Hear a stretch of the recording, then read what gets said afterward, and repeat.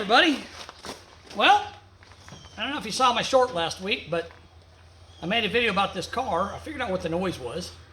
Actually, very simple. The crankshaft bolt in the harmonic balancer was finger tight, so the balancer was moving around a little bit. I took it out, took the balancer off, checked it, nothing was damaged. Checked the crankshaft, nothing was damaged. So of course there's a little bit of slop in there. I guess that was making that noise.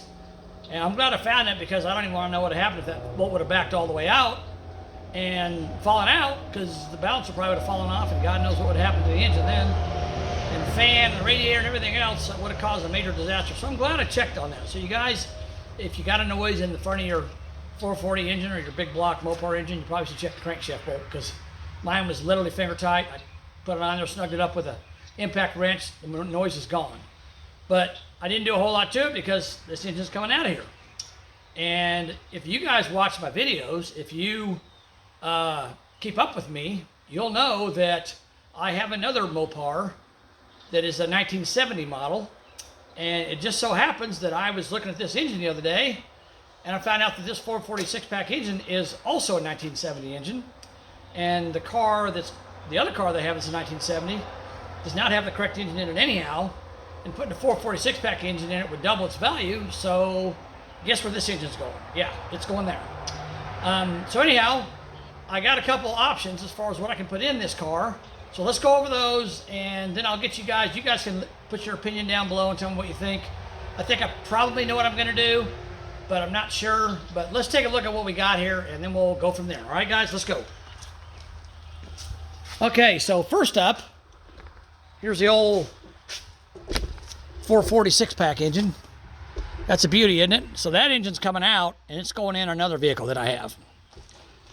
So first of all, we've got, if you guys, again, if you keep up on my videos, you'll remember this gem right here. This little 440 engine I pulled out of a motorhome about a month ago. Took her to the car wash, cleaned it up, had about 40,000 miles on it, 45,000, something like that. Took it to the car wash, power washed it, cleaned it up. The other day I drained the oil out of it. Not a speck of water in the oil pan, just clean. It was black and dirty, but it was as clean as could be. And again, I told you guys that windshield, somebody broke the windshield out of this vehicle, and it could have been a disaster. But fortunately for me, the windshield folded down over the top of the motor, and somebody stole the carburetor off it, so all the water just ran away from the engine. There was a bunch of dirt on this motor, and that wasn't a good thing, because when they stole the carburetor, they also stole the dipstick out of the transmission. They stole the starter off of it. And what else did they steal? I don't know. I can't remember. Something else they stole off of it. But anyhow, and this manifold was covered with a bunch of dirt. You guys remember that? It was all dirty and nasty looking whenever I was pulling it out of that RV, and I washed it off at the car wash. Well, I plugged that up with, plugged the transmission dipstick up with a plastic bag before I washed it. But unfortunately, I wasn't paying attention when I was scraping all that dirt off there. And I'm pretty sure a bunch of it went down the dipstick tube. I was very concerned that it would. So I decided to pull off the transmission pan, and I'll show that to you. I'll show that to you here. So here's the transmission pan out of it, and to my surprise, it only had a small amount of water in it. You can probably see it floating around in there, but it did have some dirt, especially over here where the front of the pan was at, where all the dipstick tube and all that was. So it is a little dirty, so I'm glad I pulled it out. But the good thing about it is the fluid is nice and red on it. So if I hadn't pulled this pan off and just driven it this way, I probably would have ruined the transmission eventually with all this crap, water and dirt and stuff flowing through it. So I'm glad I pulled the pan off. I don't think the transmission's hurt. I don't even think the filter's hurt. And this gasket came off in one piece. So I'm just gonna, for now, I'm gonna clean this pan up, put it back on, just bolt it back in place. I'm not gonna mess with this thing. So it's good. And then I was able to find a starter off of another motor that I have, and I put it on this thing, and we're going to spin it over here in a minute because it does turn freely. But I want to show you guys, before I spin it over, I want to do a couple things. So my advice to you is, if you go and you find an engine such as this in a motorhome or an old vehicle or whatever, and you pull it out, you don't want to just, a lot of the guys, you'll see guys on, let me back this thing out just a little bit. You'll see guys on not Facebook, but on YouTube, they'll find a car and they'll throw a battery in it and throw some gas down the carburetor and see if it'll start, which, if it's been sitting for a long time, is a really bad idea, because all the oil is drained off the cylinders, all the oil is drained off the lifters, there's no oil on anything, and if you crank it over and start it up right away, you could cause some pretty severe damage to the engine. So my recommendation to you is to drain the oil out, put new oil and filter in. As long as there's no water in the pan, you can drain the oil out, put new oil in it, put a new filter on it, and probably pull out the distributor and spin it over with a pre-oiler to get lubrication going through the engine, and then take the valve covers off and lubricate everything up at the top as well, and also pull the transmission pan off just like I did, because you saw the dirt and stuff in there. After 20, 30 years, however long it's been sitting, you don't want to take the chance on there being, all that crap in the pan that's in that pan and damaging your transmission. This motor's only got 40, 45K on it, so if you do it right, it's going to be a good motor for somebody to use, for me to use on something else anyhow. There's nothing wrong with it. But if I just throw it in something nilly-willy and don't pay attention to it, I could really hurt this engine. So I know a lot of guys think it's cool that you do that. The first start, blah, blah, blah, that's fine. But I just can't bring myself to do that. I don't want to tear up a good motor. So anyhow, let me get my...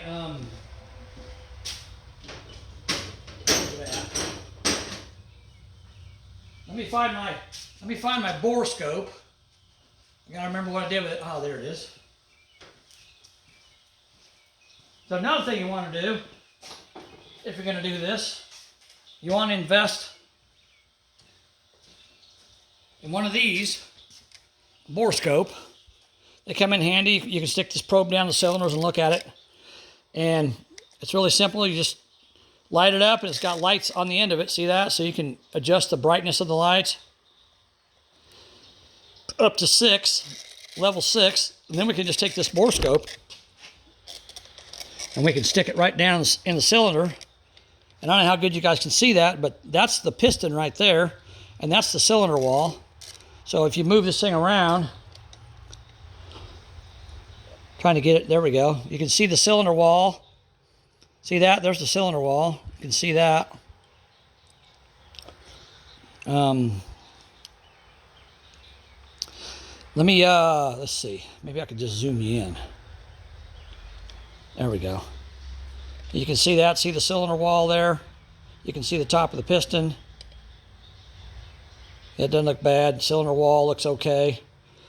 On that cylinder, let's go to the next one.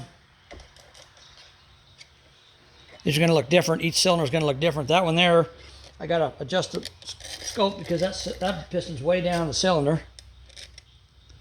There you go. So you can see that one as well. Oh, no you can't, because I'm not showing it to you. Trying to show it to you. You can see the cylinder there. Dang it. Come on, Dave. You can see the piston and the cylinder wall. It's kind of hard to see. I got it zoomed in so much. See if I can get it to come out a little bit and get a better view. That's actually the cylinder wall there, if you guys can see that. It's not a very good picture. It's really hard to see this on a camera, but you can see there's a piston in the cylinder wall, but I don't see a lot of damage to the cylinder wall. So all the cylinders pretty much look like this. They look really good. The tops of the pistons are actually very clean, probably because it's a low mileage engine. So, there's nothing here that concerns me other than the fact that it's dry. You can see that. Well, you can't see that. If I can get it up here where you can see it. That's the top of the cylinder where the ring ridge is, and I don't see it doesn't look to me like there's a really heavy ring ridge there. So it's got a little bit of dryness to it, but the other thing you want to do So that's how you use a borescope. And I checked all the cylinders on this engine, and they all look about the same. So before I crank it over, what I'm going to do, and what you want to do, you want to put some sort of, where's my other can? There it is. You want to put some sort of lubrication in the cylinders. A lot of people use transmission fluid. A lot of people use oil, WD-40. I got this stuff on sale at Walmart. It's Stay-Bil fogging oil, so it lubricates and protects cylinders. It's made, here, let me back this thing out so you guys can see what you're looking at. That would help. It's made to put in an engine you're going to like sit. It's going to sit for a while. You're not going to use it, so you pull the spark plug out, you spray this in there, you crank it over a few times, and then you can let it sit for the winter, and it stays lubricated. It doesn't hurt anything. So anyhow, we're going to spray that in the cylinders. This can's almost empty, but they had more than one can on sale, so I got them all. So we're going to spray this in the cylinders before we crank it over. So I'm going to put that in the spark plug hole. And just spray a nice liberal dose in there.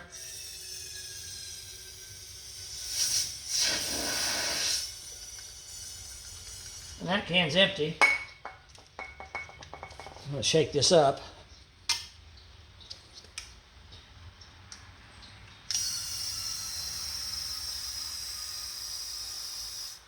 I don't know how much went in this cylinder, so I'm going to add a little more.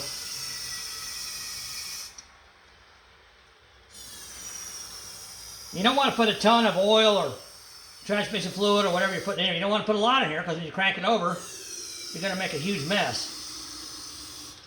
So you got to remember that.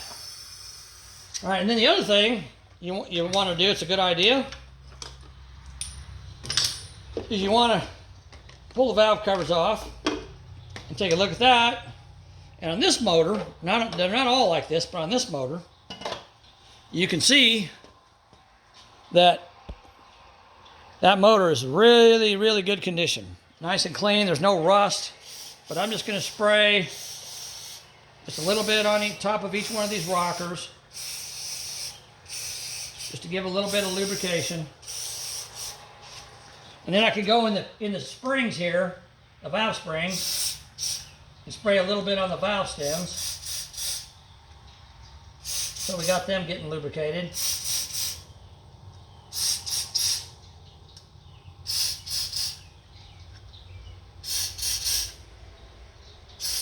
And I can spray a little dose here where the rocker arm rubs the spring or the top of the valve. And I can even spray on the back side here where the push rod touches the rocker arm. And then I can go down in the hole where the push rod goes down the engine.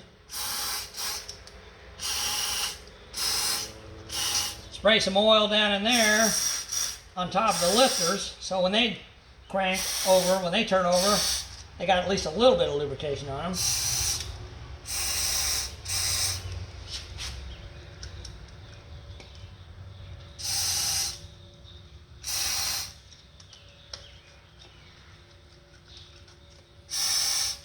If I had any concerns here, as far as dryness and all that, I could pull this valve train, the rocker arms and all that off of here, and soak everything in oil and then put it all back on. And while I got it apart, I could get a funnel and dump a bunch of oil down in the lifter valley there.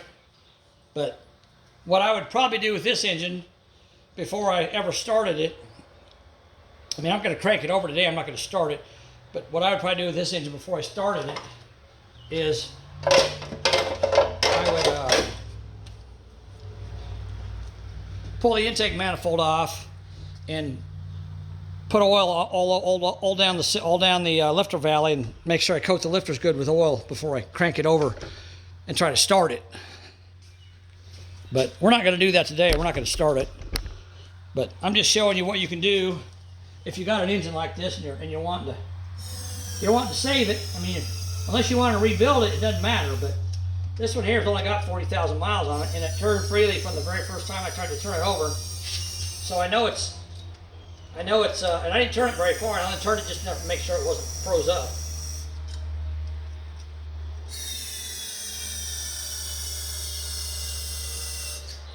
Spray a little bit more on these cylinders.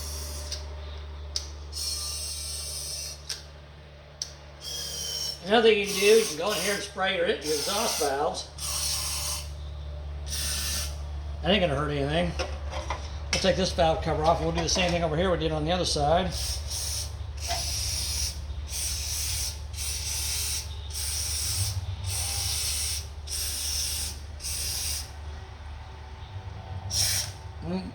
Also, while you're spraying oil or lubrication into these valve springs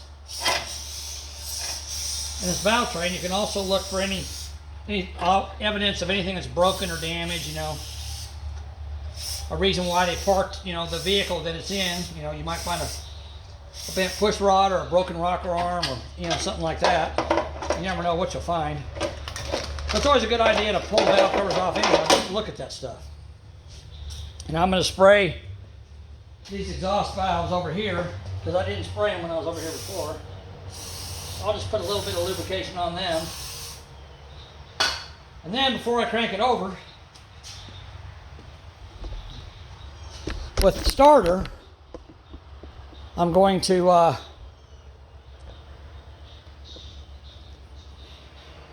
put a wrench on it. If I can find my wrench. There it is. Put a wrench on it. Now that I've got it lubricated, now I can actually turn it the way it should be turned. I want to do this first just to make sure it doesn't have any stuck areas, you know, where it's stuck and not wanting to turn over.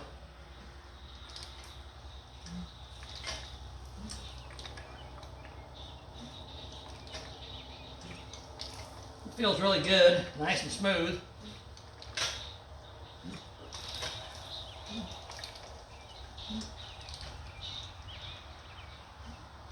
I think I'm going to have a mess when I go to crank this over because I'm getting fluid dripping on the ground from my lubrication I sprayed in the cylinders, but that's okay. So it turns over pretty free. Well, now we can go ahead and crank it over with the starter, right? So I got my battery hooked up down here. Let's back it out a little more. I got my starter hooked, or my battery hooked up down here, got it hooked to my starter. And when I pulled this out, I just cut, well actually I take it back, whatever reason that starter came off of, they just cut the wires, the battery cable and the starter wire, they just cut them so they're still hanging on there. So I just stripped the wire off of them. And so all I got to do is you can see the wires hanging there, right there, where the clamp is. So I got the positive clamp on the battery terminal, and then I got the starter wire hanging down there, and then I got the negative clamp on the block. So now, come on, back up. There we go. So now we can touch the starter wire to the battery cable, and this thing should crank over. Should turn over nice and free.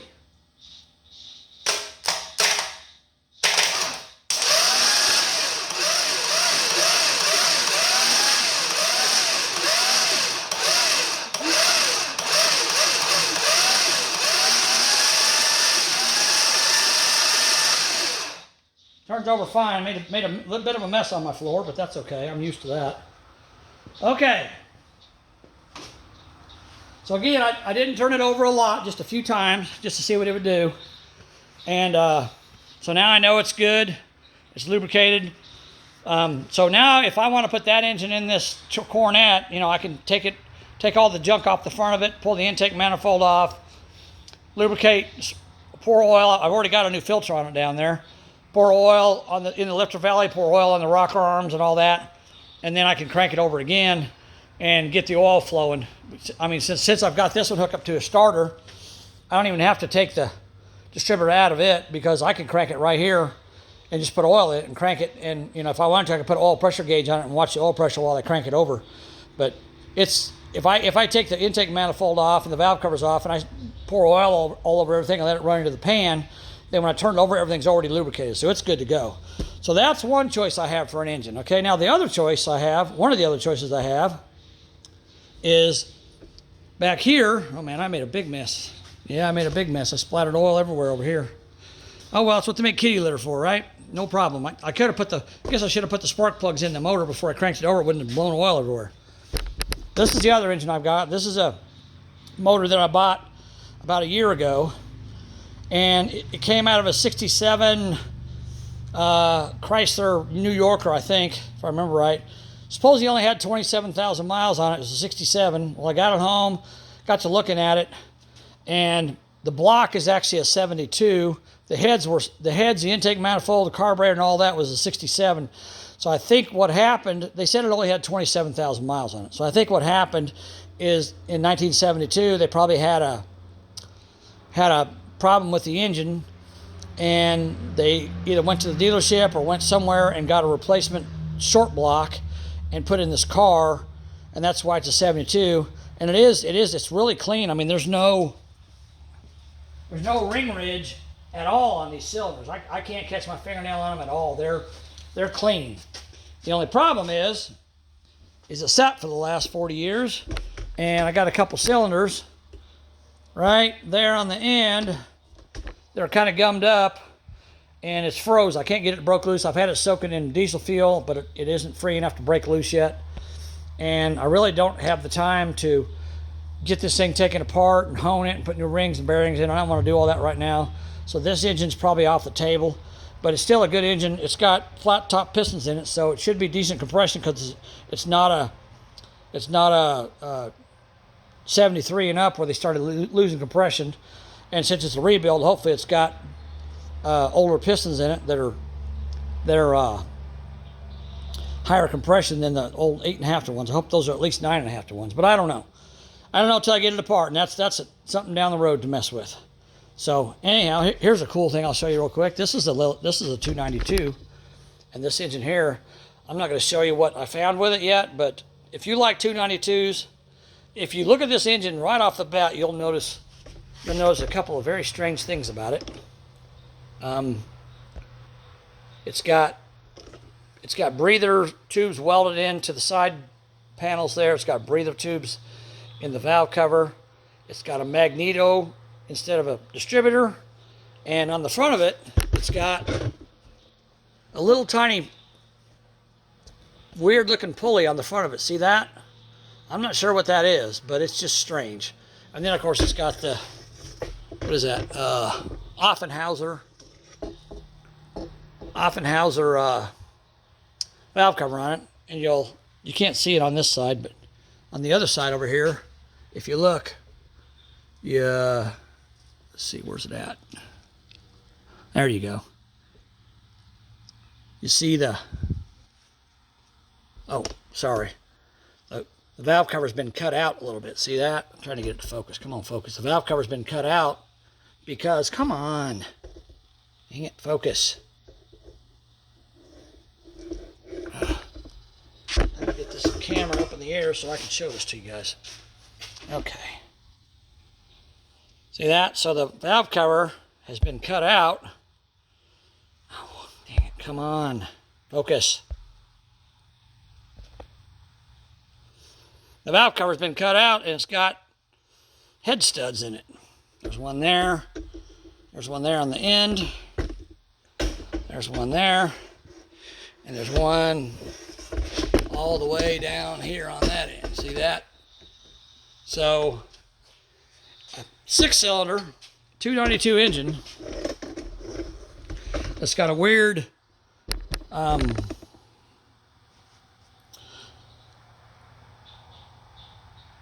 snout on the front of the crankshaft that's not even made for a pulley. It's got all these breather tubes in it. The head's been studded instead of just regular head bolts. And it's got that valve cover on it. The fuel pump block off, which means it had an external fuel pump, probably electric. I'm just wondering what this engine was in. It was in something interesting, along with a magneto, of course. So anyhow, back to what we were talking about. Okay, so this is the last engine that I've got. And to be honest with you, probably the one I'm going to go with. So this is a brand new, rebuilt, 1977, the same year as that engine, 1977 400 engine. And this engine has been rebuilt. I don't know exactly what's been done to it, but I know it's at least had a ring job in it. I don't know if it's had new pistons or been bored. I'm not sure. It's had a ring job done at least. It's got a new timing chain, new bearings and rings, of course. It's got a bullet racing cam in it, and I got the cam card. Right, gotta dig it out of here.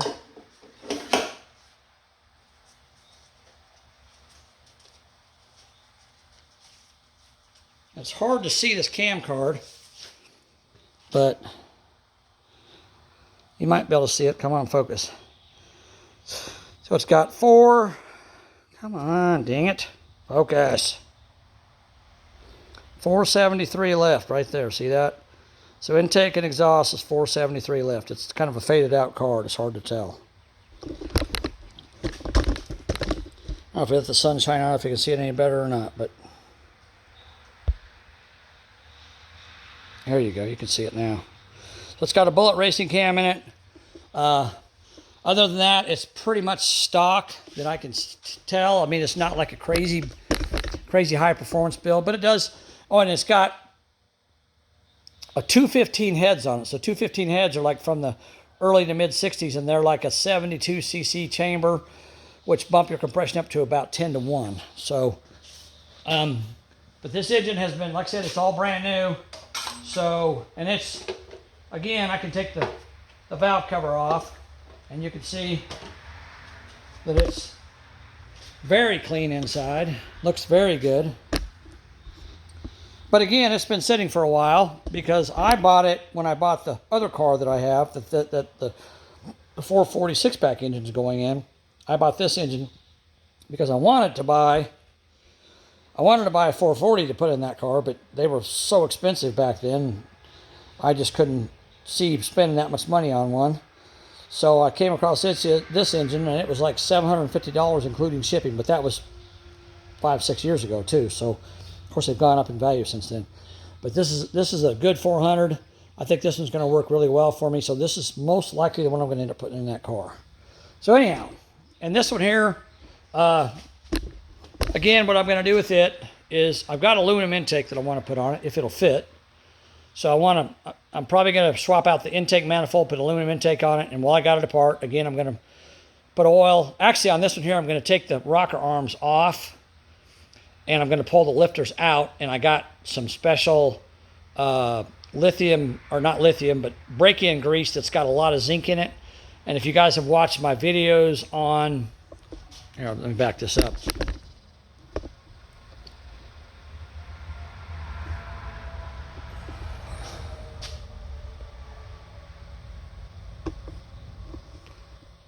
Get it up in the air a little bit. There we go. Okay. If you guys have watched my videos on that 48 Chevy truck I built, you'll see the grease that I used to put that motor together with. I'm going to use that. I'm going to coat the lifters and the cam lobes and all that with that. And then, of course, the valve train, I'll coat it all with that too. And I put it back together. But I want to do that because this is a brand new engine and it sat for a while. And I don't want to take a chance on damaging it when I start it up. And I don't know what when they put it together, I don't know what they put on as far as if they use like some kind of a, camshaft break-in grease or oil, which is just really thick, like honey type oil, but you pour it on there and eventually it's going to run off. So I'd rather pull this thing apart and make sure that everything's lubricated up before I start it because I don't want to damage the cam. So we're going to do that with it, and then we're going to put oil in it. And before I start it up in the car, I will pre-oil it either with a distributor or with a pre-oil or one of the two. So I don't know what I'm going to do yet, but I definitely want to lubricate everything up before I put it together. So this engine here is probably going to be the one that goes in there. That car is a 67, and from what I understand, the Hemi orange is the wrong color. It should be like a kind of a turquoise blue color, like a greenish blue. So I probably should paint this engine too, and I probably will. But anyhow, I got some stuff going on this weekend, and I can't work on this right now. But beginning of the week, I'm going to start on this stuff. Beginning of next week, I'm going to start on this stuff. I'm going to pull the motor out of the Coronet first and put it on a stand, and then well, actually, I'm going to prep this engine first and get it ready to go in the Coronet. And then I'm going to pull the engine out of the Coronet so I can pull it out hopefully in one day, put this one in the same day, and get it ready to go. And then we'll get this one started and running, get it broke in, and then we'll take that 440 engine, clean it all up, make it look good, reseal if we need to, whatever we need to do to make it go down the road and not have any major leaks. And we'll look it over real good too. And then we'll put it in the other car that I'm talking about, you guys know about. So anyhow, that's what I got going on the next couple weeks. So like I said, I'm going to start on this the first of next week. I can't do it this week. Today's Tuesday. I've got some people coming this weekend, and I got to get some stuff ready before they get here. So I can't do a whole lot this weekend. I got to clean the shop up because I got some people going to do some things in the shop. So, but anyhow, I just want to give you guys an update. So that's what's going to happen. I didn't plan on pulling the 446 pack engine out of that Coronet because it's cool that way. I really like it. I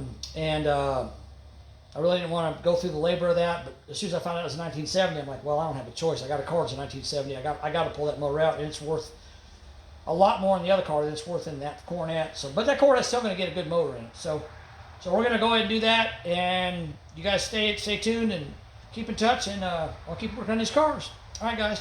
Thanks for watching. We'll talk to you later. Bye.